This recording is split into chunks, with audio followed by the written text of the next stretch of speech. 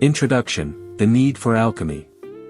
In the opening of Alchemy, Rory Sutherland gives us a friendly slap in the face, a reminder that logic, while useful, is wildly overrated when it comes to human behavior. He starts with a central thesis: the most valuable ideas in life and business often don't make sense, at least not logically. And that's exactly why they work. Sutherland, a master marketer and vice chairman of Ogilvy, argues that we become addicted to data, spreadsheets, and rationality. But humans don't run on logic, they run on emotion, instinct, and context. And that's where the magic, or as he calls it, alchemy, comes in. He pokes fun at our obsession with measurable outcomes. If it can't be plotted on a graph or calculated in a cost-benefit analysis, many businesses dismiss it. But Sutherland warns that this mindset ignores the wonderfully messy truth: people are not logic machines, they're meaning-making creatures. That means sometimes, the illogical approach is the one that truly resonates. Take marketing, for example. Why do people pay more for a cup of Starbucks when they could get the same caffeine hit for less at a gas station? Not because it's logical, but because it feels better. There's something in the brand, the environment, the ritual, it's alchemy at work. And that magic, Sutherland insists, can't be explained by numbers alone. He also introduces the idea of psychological thinking. That's his cheeky term for decisions that don't make sense rationally, but are completely reasonable when viewed through the lens of human psychology. Want people to walk more? Don't just put up signs with calorie counts, make the stairs more fun than the escalator. That's psychological insight, not cold calculation. In short, the introduction sets the stage for the entire book, a passionate argument that we need to reclaim the irrational and trust the mysterious, human side of decision-making. Sutherland isn't saying we should abandon logic altogether, but rather that we need to supplement it with curiosity, creativity, and a healthy dose of nonsense. Because sometimes, the best ideas don't make sense, they just work. Chapter 1: The Logic Trap. In this fun and slightly rebellious chapter, Rory Sutherland kicks off alchemy by putting logic in the hot seat. His main message: relying too much on logic can actually limit our ability to solve problems, especially the messy, irrational ones involving human behavior. Logic, Sutherland argues, has become a sort of corporate comfort blanket. It feels safe. It looks good on a PowerPoint slide. It can be measured, explained, and defended. But the problem is, people aren't logical creatures. We're emotional, inconsistent, and often make decisions based on feelings, context, or just plain whim. To prove his point, Sutherland serves up some delightfully quirky examples. One involves the Eurostar train from London to Paris. Instead of spending billions to make the train a little faster, what if they just put free Wi-Fi and supermodels serving wine on board? It sounds silly, but it would have massively improved the experience for a fraction of the cost. This is Sutherland's golden point: the logical solution is not always the most effective one. In fact, logical solutions often ignore the most powerful lever of all, psychology. He also pokes fun at the way businesses worship at the altar of data and logic. If it can't be measured, it doesn't matter, they say. But that mindset ignores the invisible, irrational forces that truly drive people: emotions, status, symbolism, surprise.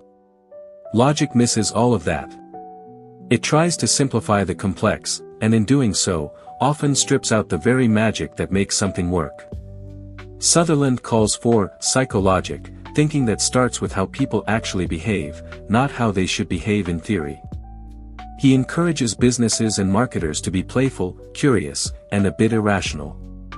Because when it comes to influencing people, weird often works better than wise. In short, Chapter 1 is a battle cry against boring logic. It's a reminder that if you really want to solve problems or spark innovation, sometimes the smartest thing you can do is be a little illogical. Chapter 2: The Importance of Context. In this chapter, Rory Sutherland waves his magician's wand over one of the most underrated forces in human behavior: context. He argues, quite cheekily, that people aren't rational in a vacuum, we're rational in context. And the moment you pull a behavior out of its original setting and analyze it through the cold lens of logic, you've already misunderstood it. Let's take an example. Imagine you're offered a $1 off coupon for a $1,000 sofa. Meh. But if you're offered $1 off a $2 coffee, suddenly it's a big deal. Same dollar, different feelings. That's context kicking logic in the shins. Sutherland's point is that the why behind human behavior often hides in plain sight, but only if you're looking through the right lens. Marketers, businesspeople, and even public policy makers often fail by treating humans like robots, input A equals output B. But real life isn't a spreadsheet, it's a carnival. Rory gleefully slaps economists on the wrist for assuming people always act in their own best interest, ignoring that best interest itself is often contextually defined. For example, choosing a flashy sports car might seem irrational economically, but socially or emotionally, it could be genius. Maybe it's status. Maybe it's midlife crisis. Maybe it's just fun. All of which are perfectly valid in context.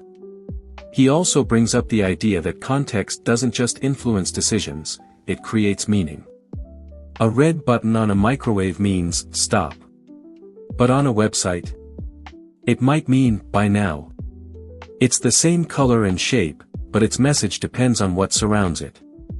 One of the most delightful takeaways from this chapter is that there's no universal rationality, only situational rationality. That means, if something looks weird or irrational, maybe it's just being judged in the wrong setting. The weird often works not in spite of being strange, but because it defies predictable context. So, if you want to create magic in business, branding, or life, don't fight context, play with it. Reframe the way people see a situation, and you'll open doors that brute logic could never unlock. Chapter 3, Psychological Insights. Let's be honest, if humans were as logical as we claim to be, life, and marketing, would be incredibly dull. In Chapter 3 of Alchemy, Rory Sutherland dives headfirst into the beautifully irrational world of human psychology, showing us that how people think matters far more than what they think. Sutherland's main point: we don't make decisions like robots. We're walking contradictions, guided more by emotion, social norms, and weird mental shortcuts than by hard facts or rational analysis. And here's the kicker, that's not a bug, it's a feature. He brings in behavioral economics, referencing thinkers like Daniel Kahneman and the concept of System 1 and System 2 thinking. System 1 is fast, emotional, instinctive, basically your brain on autopilot. System 2 is slow, logical, and effortful. But the truth is, we rely on System 1 a lot more than we like to admit. That's why people buy bottled water even when they have perfectly fine tap water. Or why we'll pay more for a Starbucks coffee that we could technically make at home for pennies. It's not about logic, it's about perception and feelings. One of the fun takeaways in this chapter is the idea that value is often subjective. A product's worth isn't just in its function, it's in how it makes you feel. That's why branding is so powerful. You're not just buying sneakers, you're buying identity, community, coolness. Humans are emotionally driven creatures, and marketers who tap into those emotions create magic. Sutherland also talks about heuristics, those mental shortcuts we all use. For example, we often assume expensive means better, hello, overpriced wine. Or that something popular must be good, cue, viral TikTok trends. Smart brands use these psychological quirks to their advantage. The big lesson from this chapter: if you want to create something remarkable, whether it's a product, service, or experience, don't just ask, what do people need? Ask, what do people feel? Rational answers lead to average solutions. But irrational insights? That's where the gold is. In a nutshell, Chapter 3 reminds us that understanding the messy, emotional side of human nature is a superpower, especially in business. Logic is tidy, but emotion is magic. Chapter 4, The Power of Perception. In this chapter, Rory Sutherland reminds us that reality is weirdly flexible, and it often bends to our perception. That's right, what we believe to be true can be more powerful than what is true. Brands, businesses, and even governments can achieve miracles not by changing the actual product or service, but simply by changing how it's perceived. Sounds like magic? That's the alchemy Rory is talking about. Take, for example, a simple train journey. Improving the rail system by making trains faster might cost billions. But giving passengers free Wi-Fi or better coffee? That can make the journey feel shorter and more enjoyable, at a fraction of the cost. Perception, not engineering, wins the day. Rory also dives into how context shapes our perception. A wine tastes better in a fancy glass. A product feels more luxurious when it's more expensive, even if it's exactly the same. Why? Because our brains don't evaluate things in isolation, they constantly compare. That's why a $60 bottle of wine on a menu makes the $30 option seem like a bargain.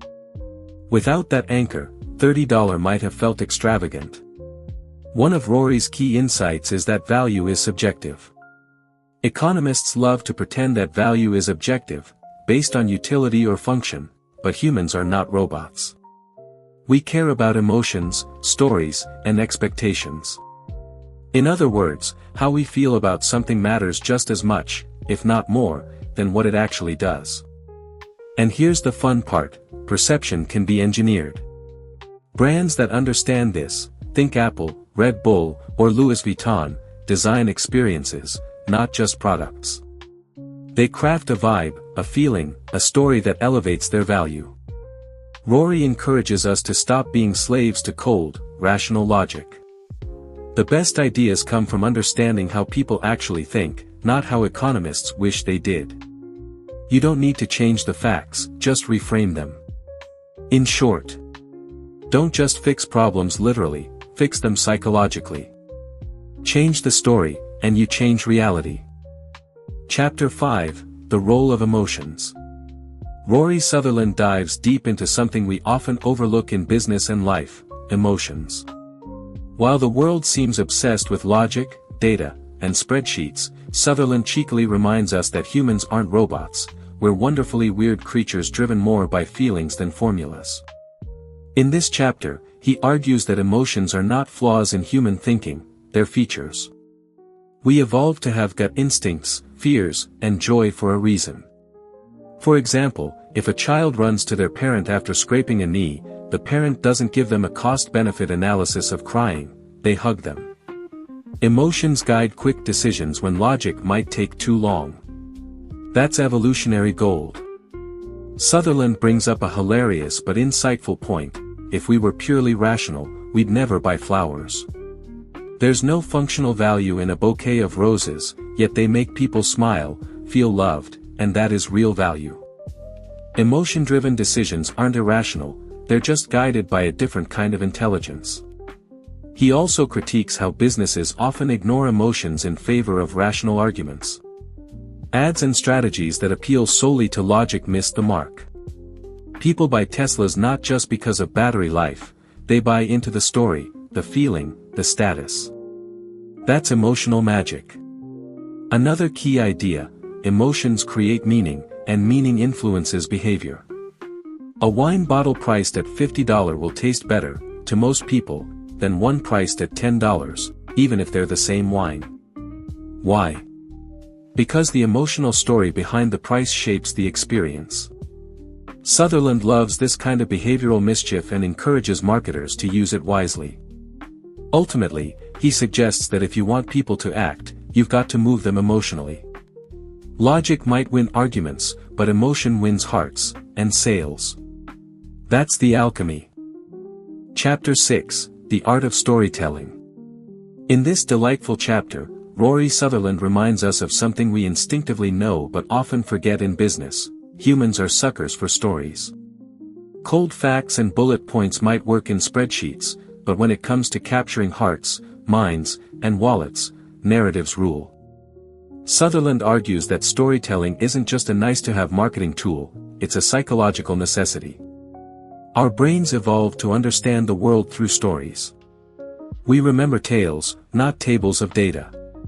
For example, if you tell someone, "This watch has a 5-year battery," they'll nod. But if you say, "This watch will keep ticking until your child finishes high school," you've made an emotional impact. Same info, different brain response. One of the key points Sutherland makes is that stories help people make sense of the world. In marketing, this means people don't buy products solely for their features, they buy the meaning wrapped around them. A cup of coffee isn't just a caffeine hit, it's a morning ritual, a moment of calm, or a token of love, depending on the story it tells. Sutherland cheekily points out that logic is overrated. People often buy based on emotion and then justify it with logic after the fact. That's why luxury goods, despite having cheaper functional equivalents, still sell like hotcakes. The story you're buying, of success, status, or indulgence, is what really matters. He also warns against over-explaining things. A good story leaves room for imagination. It's not about stuffing every technical detail into your pitch, it's about creating a vibe, a feeling. Apple's marketing doesn't scream about processor speeds, it whispers, "Think different." Another charming insight. In a world drowning in data, storytelling is an act of rebellion, a way to stand out. While others chase data-driven optimization, the best brands are busy crafting memorable narratives. So, what's the takeaway? If you want to change behavior, don't just inform, enchant. Use metaphors. Paint vivid scenes. Tap into cultural references. And most of all, trust that a well-told story will always beat a perfectly reasoned argument in the court of human attention. Chapter 7, Embracing Uncertainty. In this lively chapter, Rory Sutherland invites us to do something pretty radical: stop pretending we can predict everything. Yep, that's right. He argues that in both business and life, we're obsessed with control, logic, and planning. But here's the twist: the real magic often comes from the unpredictable, the fuzzy, the wonderfully weird parts of life. Sutherland begins by poking fun at our addiction to spreadsheets, forecasts, and neat little plans. He explains that while these tools can be useful, they often give us a false sense of certainty. In reality, the world is full of complex human behaviors and irrational decisions that no algorithm can fully capture. The result? Many logical solutions fall flat because they fail to consider the unpredictable, emotional side of people. Take marketing, for example. You might think you can A/B test your way to the perfect ad, but sometimes, a wild, quirky campaign that shouldn't work according to data becomes a massive hit. Why? Because people don't behave like robots. They're moved by surprise, emotion, humor, and instinct. Sutherland illustrates this beautifully with real-world examples: why people sometimes pay more for the same product in a fancier package, or why adding a red button might get more clicks than a blue one for no logical reason. These outcomes don't make sense on paper, but they work in the wild. That's the whole point of embracing uncertainty: you leave space for magic. He even compares creative thinking to being a chef rather than a scientist. A chef doesn't need to know the chemical structure of garlic to know it tastes good with butter. Similarly, you don't always need to explain why something works to know that it works. So what's the takeaway? Sutherland isn't saying you should toss out logic entirely, just don't worship it. Leave room for play, intuition, and bold experiments. Embrace the fact that humans are delightfully irrational.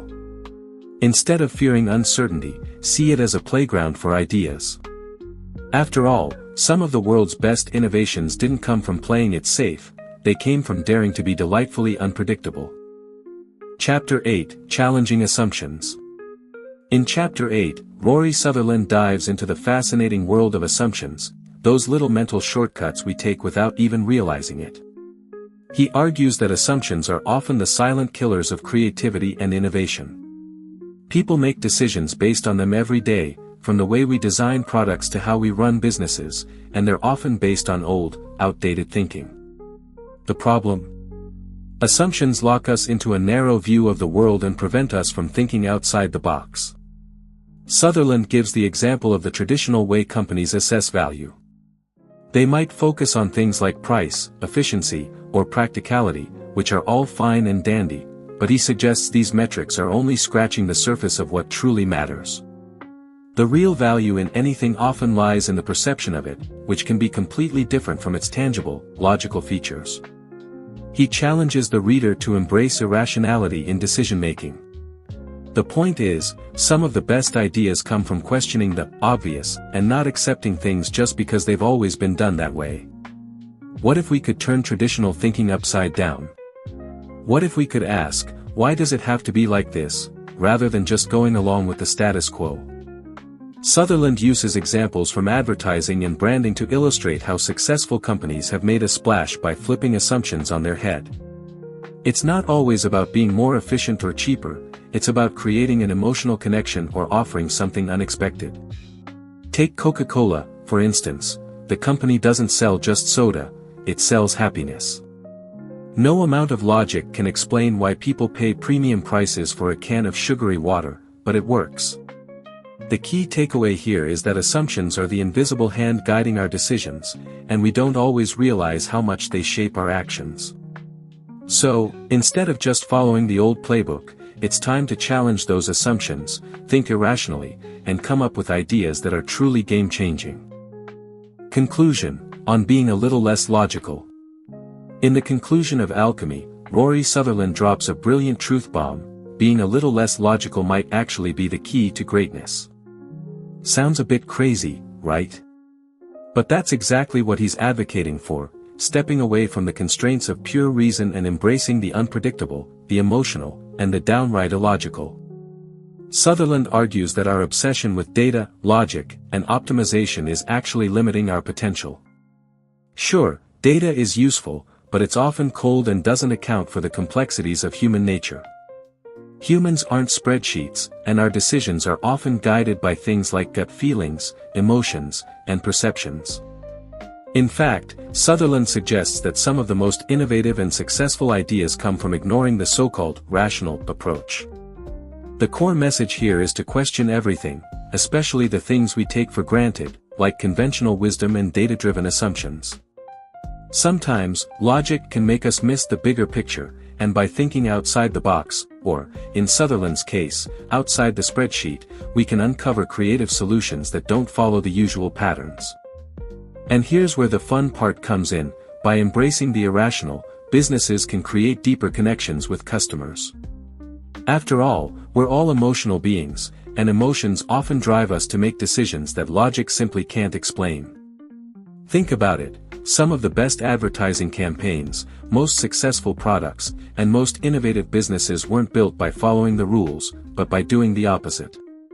Sutherland wraps up by encouraging us to balance logic with a dash of madness. The world needs dreamers, risk-takers, and those willing to throw logic out the window every now and then. So, next time you find yourself trapped in the land of spreadsheets and stats, maybe it's time to ask yourself, what would a little bit of alchemy look like here?